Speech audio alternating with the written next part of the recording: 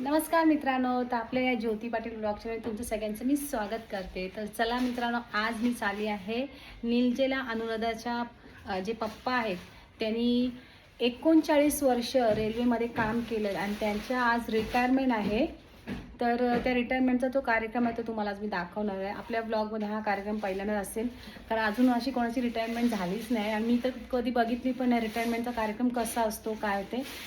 तर आज आपल्याला बघायला पण भेटेल आणि शुभेच्छा म्हणून आपल्याला त्यांना जायचं आहे द्यायला शुभेच्छा. तर चला माझ्यासोबत कंटिन्यू राहा आणि ब्लॉग शेवटपर्यंत बघा. बघू आता आपल्या मैत्रिणीच्या इथे जायचं आहे. आपल्या मैत्रिणीचे पप्पा आहेत म्हणजे आपलेच पप्पा आहेत. तर जेवढे फ्रेंड्स असतील सर्व भेटतील, त्यांचे घरातले भेटतील. बघूया आता रिटायरमेंटचा कार्यक्रम कसा असतो. तुम्ही शेवटपर्यंत नक्की बघत राहा. चला.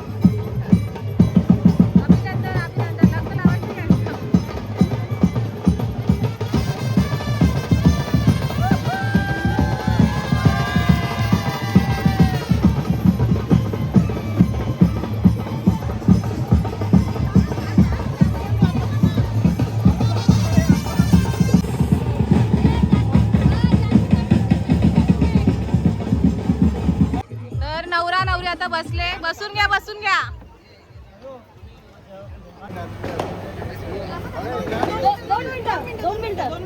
लग्न तर लागू द्या, लग्न लागू द्या पहिले, मग जावा. मग लग्न लावायचं अजून, लग्न लावायचं आहे. सगळ्यांनी बसून घ्या. मला जायची घाई आहे म्हणून मी आलो. तुम्ही मस्त जेवून खाऊन जा, बसा.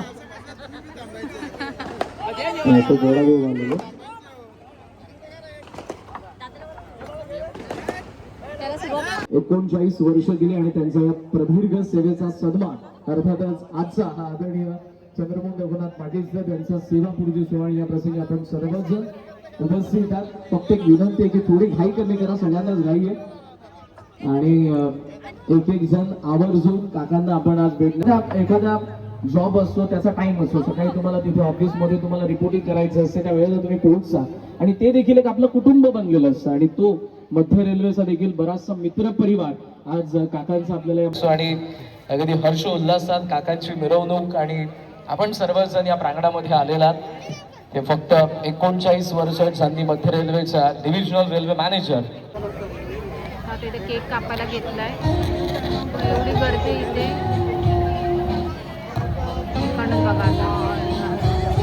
आणि अशाच प्रकारे विश्वता झोपा काढत काढत आले. प्लीज, मग आम्ही कोणाला जर सांगितलं थांबा तर मग उगाच राग नको यायला.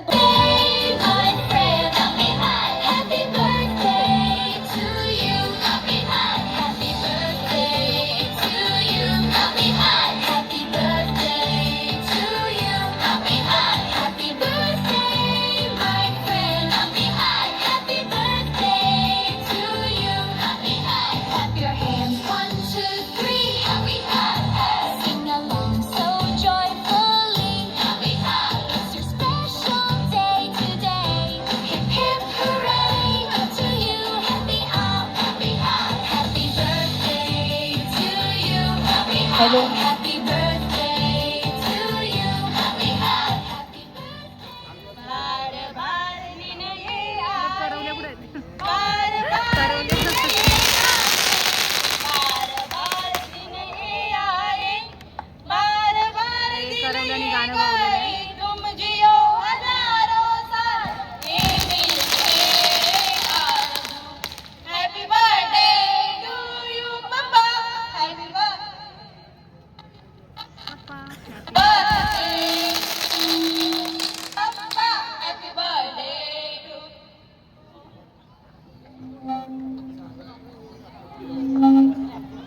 सगळ्यांचं उपस्थित पाहुणे मंडळींकडून आदरणीय चंद्रमोहन पाठीशी चंद्रमोहन पाटील समर्थपणे उभे असतात म्हणून ते करू शकतात. आता ते होत आहे. बाकी सगळं तब्येत पाणी व्यवस्थित का? संमिश्र भावनांचा कार्यक्रम चला मग फोटो. जे कार्य केलेलं आहे समाजातील प्रत्येक सामाजिक गोष्टीमध्ये त्यांचा सहभाग असतो. तो असाच पुढे राहत राहू आणि या सर्वांनी घ्या या प्रांगणामध्ये रागवले काय? तू आले नाही तर लग्नात आलो तर रागवलेच नाही. नाही, भाच्याचं सांगितलं, भाच्याचं लग्न. तुम्हाला जेवणाची व्यवस्था केली. पहिलं जेवण करून घ्या, मग तिकडे जा. म्हणजे जेवायला गर्दी नाही, पहिलं जेवण करून घ्या. रात्री तुम्ही निघाल्या का? तिकडे जायचंय का? नाही. नंतर जाऊ, नंतर. तर आता मस्त की जेवायला बसलो इथे. नेहमीप्रमाणे जेवण्याचंच काम करतो आम्ही भेटल्यावरती. हे काय पण काय आहे? चिल्ली आहे का? चला जेवूया. आता काकांना पण बोलावं लागणार आहे. नाही पाहिजे. Please please please please. अंगठी नंतर एकदा प्रपोज. हा माईक घ्या, माईक घ्या. I love you. उचलून घ्या आता, उचलून घ्या.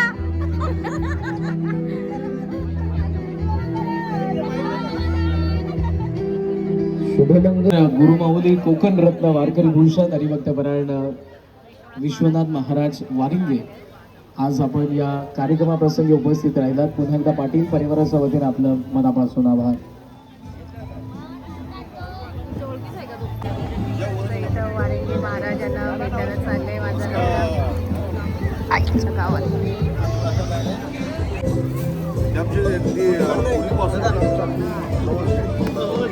मला ते सांगत होते अंबरनाथला म्हात्रेपणाचे नामवंत क्रिकेटपटू कृष्णादादा आणि मच्छिंद्र दादा आपलंही सहर्ष स्वागत आहे, सुस्वागत आहे.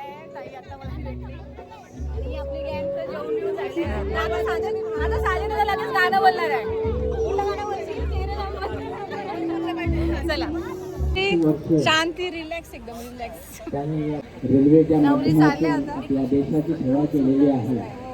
खरंच खूप सुंदर दिसतात आणि बाबा पण सुंदर आहे. ही बाबा पूर्ण सेवा थकले आता. करताना भूक लागली असेल. मग आई भूक लागली असेल तर कोणी आम्हाला प्रत्येक व्यक्ती जी आहे आणि आपलं घरचे कुटुंब, पत्नी असेल, आई वडील असतील, मुलं असतील, ही जी कसरत जी आहे फार चांगल्या प्रकारे लक्ष दिलं. रेल्वेची सेवा एकदम इमानदारीने पार पाडली. ते करताना आपल्या तर सर्वजण आले आणि अनुराधा मला बोलली फक्त आणि माईक दोन शब्द बोल. नवीन काय नागरिकांची दोन सेवा जी आहे मला ती अनुराधा बोलली केली फक्त जाते. दोन शब्द बोल, पण माईक किंवा घेतल्यावरती माझे इतरही 2 ठिकाणी नाही 4-5 गावात कुठं निघतात. कार्य असेल, शब्द हा त्या माईक ठिकाणी आपला नाही तर दुसरं काय एक चांगल्या प्रकारे तर या सगळ्यांनी दान धर्म करत असतात. माईक मी घेते आणि जाते माईक. एवढे सर्व गिफ्ट आलेले आहेत. या गिफ्ट मध्ये हा वाला गिफ्ट खूपच छान आहे. आतापर्यंत कसं त्यांनी आपल्या जे 7 वर्षापर्यंत काल व्यतीत दोनच आहेत का? दोन्ही आत्ताशीना मी विनंती करते त्यांनी स्टेजवर यायचं आहे. चालता नाही येत, मी येऊ खाली. त्या आता मीच खाली आहे ना आता. आता अख्खी पब्लिक बघते लाईव्हला काय लोटला की माझ्या बाबांचा तर नाही येत सत्कार झाला, पण माझ्या भावाचा तरी सत्कार झाला. यात लय आनंद वाटला मला. ना माझ्या भावाने इतकं हाल केले तर इथे पण काढली. माझ्या भावाने रिक्षा चालवली ना. माझ्या भावाने नंतर बिल्डरचा धंदा केला, पण सर्व धंद्यात त्याला लाभ आला का तर तो सच्चाईचा होता.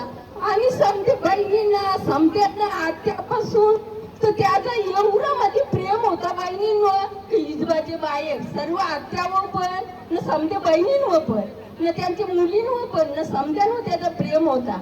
हा असंच आमचा भाऊ एकदम आनंदाने आणि खुशीत राहू दे हीच माझी विनंती.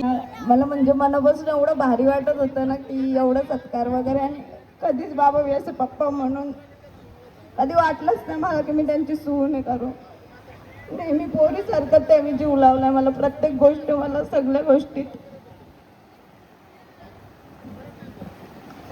भाऊक क्षण होत आहेत, पण भाऊक क्षण होण्यासारखंच आहे. आपल्या घराचा जो पाया असतो तो पाया म्हणजे आपले वडील. आणि ते वडिलांना आज जेवढा मान सन्मान भेटलाय म्हणून प्रत्येक आई वडील मुलांना रडणं येण्याचं आहे. तर मी इथे त्यांची मुलगी आहे लहान, तिला वरती बोलवते. ये अरे किती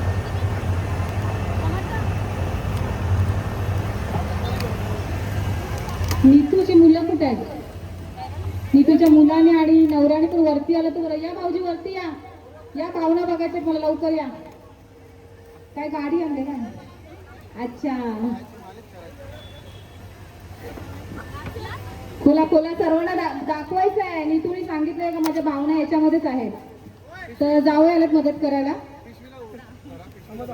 गेट पासून सगळेजण बघतात काय गिफ्ट आहे. बघ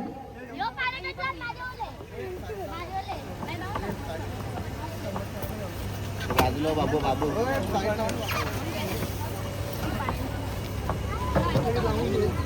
थोडा मागे बाबू. अशा एकदा गिफ्ट दाखव सर्वांना. तर हे गिफ्ट असं आहे का आता बाबा तुम्ही रिटायरमेंट झालात, पण तुमच्या पायांची मालिश करण्यासाठी मी ही सोय केली. का टाळ्या वाजवा, जोरदार टाळ्या वाजवा. जेवलात ना, टाळ्या वाजवा. आता बोल.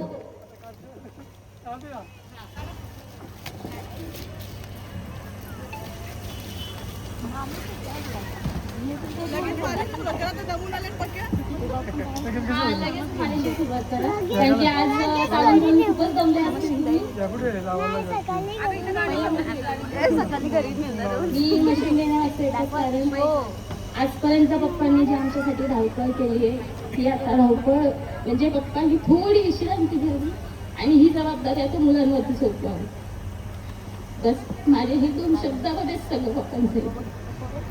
खूप छान छान गिफ्ट पण आणले सुनील, मला तर आवडलं. आता घरी गेल्या पहिले हा चालू कर, कारण त्यांना आज खरंच गरज आहे, खूप थकले ते. तर आता आपण सगळ्याच गावाला माहिती आहे. कारण प्रत्येकाचे कार्यक्रम असेल तर पप्पा आपण विचार करतो 3 दिवस कार्यक्रम असेल लग्नाचा तर 1 दिवस जावं, पण आमचे पप्पा तसे नाही. हळदीला गेलं पाहिजे, लग्नाला गेलं पाहिजे, मानाची साडी पण घेऊन गेले पाहिजेत, असे आमचे पप्पा आहेत.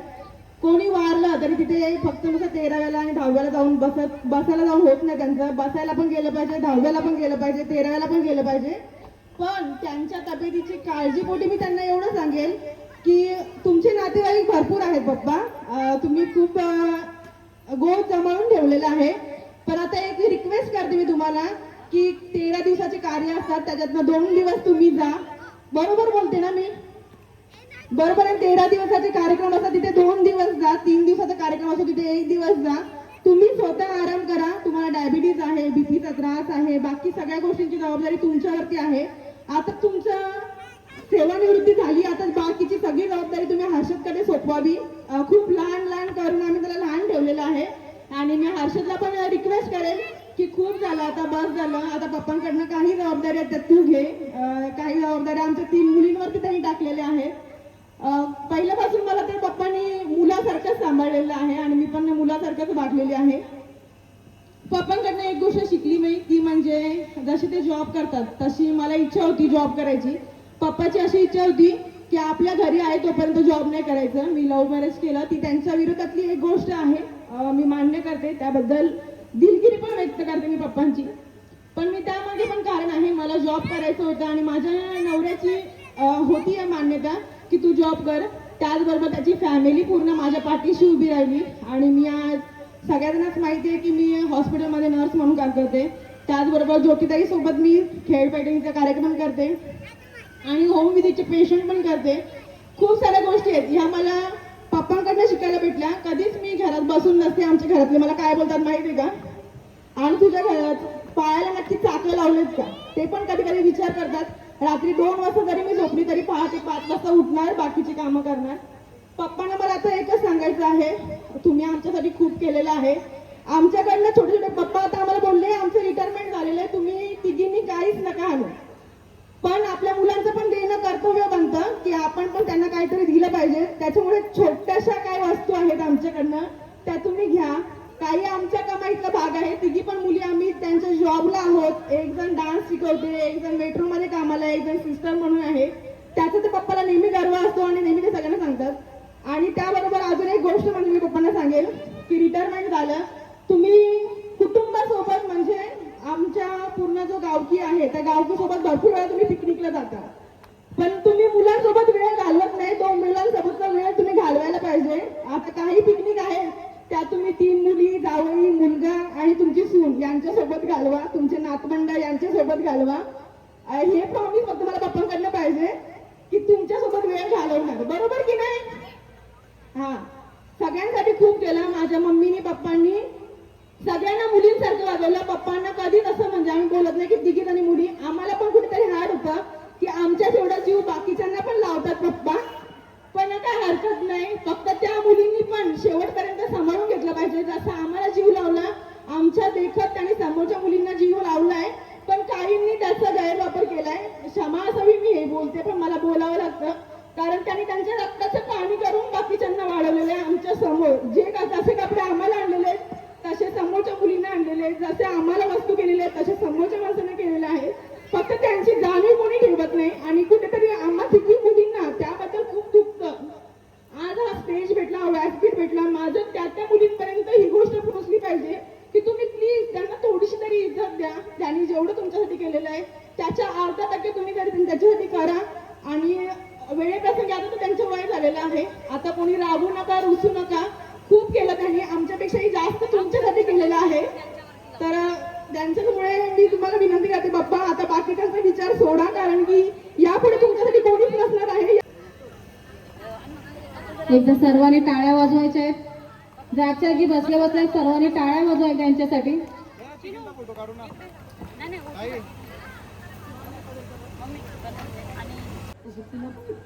बहीण म्हणून आणि कधीच कोणावर रागू नका, रुसू नका, भावावर पण रुसू नका. आम्ही हवत नाही होत, आमच्या पाठीमागे पण अशीच परंपरा आमची चालू ठेवा, एवढीच एक इच्छा.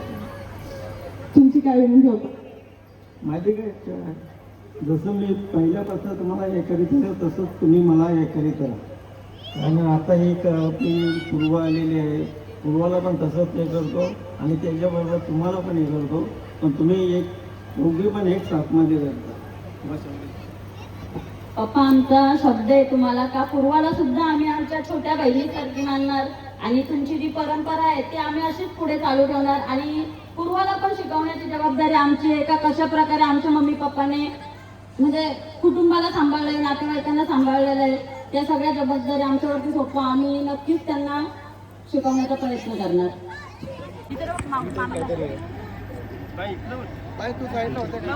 सर्वांनी जोरदार टाळ्या माझ्या मुलींकडनं ही आई वडिलांसाठी एक छोटीशी गिफ्ट ओटी भरली आईची. आईच्या डोळ्यातलं पाणी आणि पप्पांच्या डोळ्यातलं पाणी हे कळतं का किती मुलींचा जीव आहे. आज या 3 जणी नाही तर 4 जणी त्यांच्या मुली आहेत हे त्यांनी सांगितलंय. प्रत्येक वेळी दादा मला फोन करून विचारतात, श्रावण तुला काय प्रॉब्लेम आहे? तर दादा माझ्यासाठी कधी पण उभा राहतो. मी कुठे अडकलो असेल तर मी पहिले दादाला सांगतो.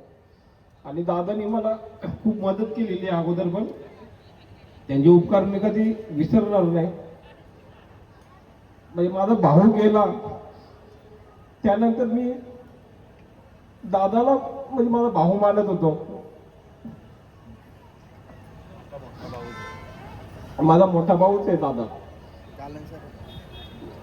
आणि ताईबद्दल बोलणार तर ताईने माझ्यासाठी खूप काय केलं आणि ताईने माझ्याकडनं काही अपेक्षा नाही ठेवली आणि मी पण ताईकडनं काही अपेक्षा नाही ठेवली. माझे वडील बिमार होते, आजारी होते, मला पैशांची गरज होती.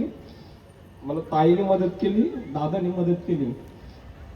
भले किती पण करू दे, मी ते पेड पण केले, पण मला टाईमवर ताईने मदत केली. तर माझे बी वडील आहेत, ताईचे बी वडील आहेत. ते खूप मी त्यावेळी अडचणीत होतो. 1 वर्ष झाला माझे वडील जाऊन. आज अण्णा इथे असते तर ताईंना नक्की इथे भेटायला आले असते आणि दादाला पण भेटायला आले असते. त्यांच्याकडे छोटी जरी गिफ्ट घेऊन आला असता अण्णा. बस एवढंच बोलेल. तुम्ही गाणं बोलले स्टेजवर येऊन? आता जेवलो ना जेवल्यावर आमचं मन जरा गाणी नाही म्हणजे तुम्ही आता असे बोलत होते का तुम्ही गाणे बोलत होते रडतील? ती लोक मी गाणं बोलायला लागलो तर रडतील. मी त्यांना अर्ध रडवलं, बाकीचं तुम्ही रडवायचं होतं ना. मेकअप तरी उतरला असता. कार्यक्रम चालू आहे अजून आणि आता आम्ही त्यांचा लहानपणीचा मित्र असेल, त्यांचा जॉबवरचा मित्र असेल अथवा मग त्यांचे रिलेटिव्ह असतील. पण चला तर अशाच प्रकारे आता कार्यक्रम खूप छान झालेला आहे. खूप भारी वाटलं. मी तर पहिल्यांदाच अशा कार्यक्रमामध्ये आले. आता PM लवकर प्लीज. आताच लागलाय का याला फोटोग्राफर म्हणून तुम्ही कमी बघितलं असेल, पण जेव्हा तो डान्स करतो कामाला लागलाय. सुकली सोन्याची नाही ती. तर चला अशाच प्रकारे कार्यक्रम खूप छान झाला आणि आता आम्ही निघतो. पहिल्यांदाच मी अशा कार्यक्रमामध्ये आलेली. रिटायरमेंट काय असते, कसं असतं ते बघितलं. खूप छान वाटलं. थोडंसं अँकरिंग करायला सांगितलं. अँकरिंगचा आपला काही याच्यात बेस नव्हताच, पण थोडं त्यांच्यासाठी केलं आपण, बोललो. सगळे पाहुणे आणि अजून पण बऱ्यापैकी आणि आताही वेळात वेळ काढून बरेचसे पाहुणे येतात. मी अगोदर देखील उल्लेख केला की काकांचा नेटवर्क किती स्ट्रॉंग आहे आणि किती मोठा आहे. आपण या कार्यक्रमाच्या निमित्ताने जरूर बघितलं आणि संपूर्ण आता निघते. चला बाय. अनुराधाला पाटील परिवाराने जोडलेली नाती आहे. याला इथं 50ची नोट भेटले. कोणाची 50ची नोट असेल तर माझा ब्लॉग हा म्हणजे माझा ब्लॉग बघा. 50ची नोट असेल त्याने घेऊन जाईल. मी अनाउन्स करू का? 50ची नोट पडलेली आहे. प्रॉब्लेम असला तर ताई पहिले उभी राहते. जातो, लेट झाले. थँक्यू बोलवल्याबद्दल. मला जो साथ देतो